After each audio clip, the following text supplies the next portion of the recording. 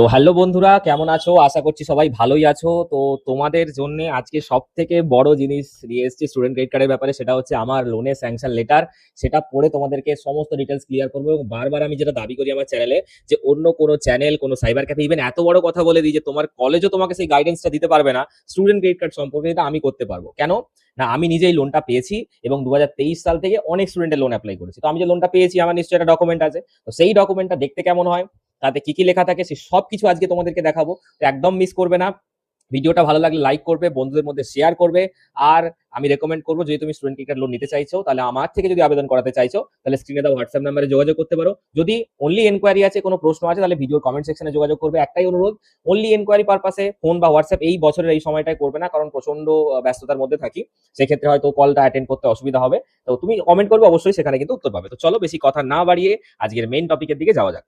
এটা হচ্ছে আমার স্টুডেন্ট ক্রেডিট কার্ডের লোনের স্যাংশন লেটার। যেমন দেখতে পাচ্ছ ওপরে ডিটেলস বাগেরা দেওয়া আছে, ওটা দেখালাম না।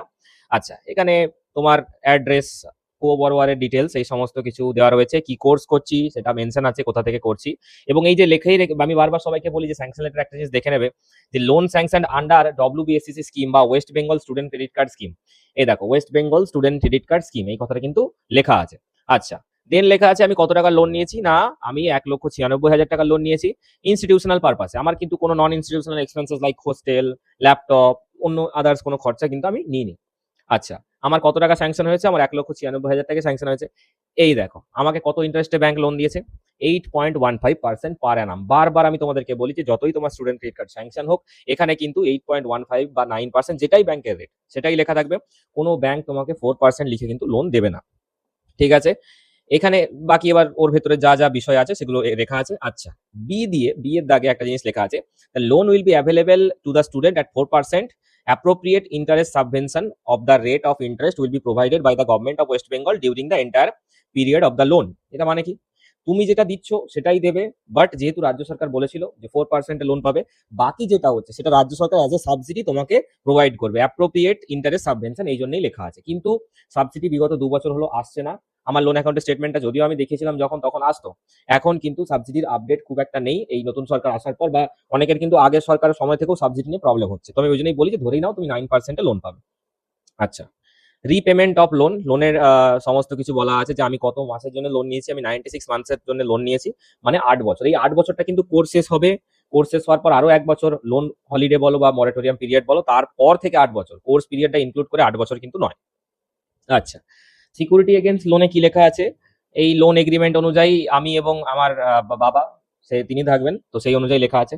ইন্স্যুরেন্স এগেইনস্ট লোন, অবশ্যই কিন্তু একটি ইন্স্যুরেন্স করাতে হবে। আদার ডকুমেন্টেশন এখানে লেখা আছে যে কি কি ডকুমেন্টস আমাকে কালেক্ট করতে হবে। প্রসেসিং ফিজ এখানে কিছু লাগছে না। এবং বলাই আছে যে আমার ফিউচার ইনকাম কিন্তু আমি লোন শোধের জন্য দেবো, হ্যান ত্যান যা এগ্রিমেন্ট হয় আর কি। ঠিক আছে, সেই সমস্ত কিছু লেখা আছে। এবং দেখতেই পাচ্ছ যে গ্যারান্টি মানি হিসেবে অনেক সময় 0.5% কিন্তু নেওয়া হয়। আমি জানি না এটা আদৌ আমার কাটে কিনা। ব্যাংক একবার বলেছিল দিতে হবে, আবার বলে দিতে হবে না, এরকম অনেক কিছু ব্যাপার আছে। তো এই হচ্ছে আমার লোনের এগ্রিমেন্ট, তোমরা দেখে নিলে। তোমার লোনের এগ্রিমেন্ট যদি বুঝতে না পারো, তাহলে কোন পার্টটা বুঝতে পারছো না কমেন্ট সেকশনে জানাও। যদি নতুন এসেছো আমার চ্যানেলে, অবশ্যই সাবস্ক্রাইব করবে, কারণ এত হেল্পফুল এবং এত ইনফরমেটিভ ভিডিও কিন্তু কেউ দিতে পারে না, কারণ অন্যরা লোন পায়নি। বারবার তোমাদেরকে আমি বলি, অনেকেই কলেজের কাছে চলে যাও কি, আমি ফর্ম ফিল আপ করতে 300 টাকা নিই প্লাস গাইড করার জন্য। তো সবাই ভাবে যে আমার 300 টাকা বেঁচে যাবে, ভালো কথা।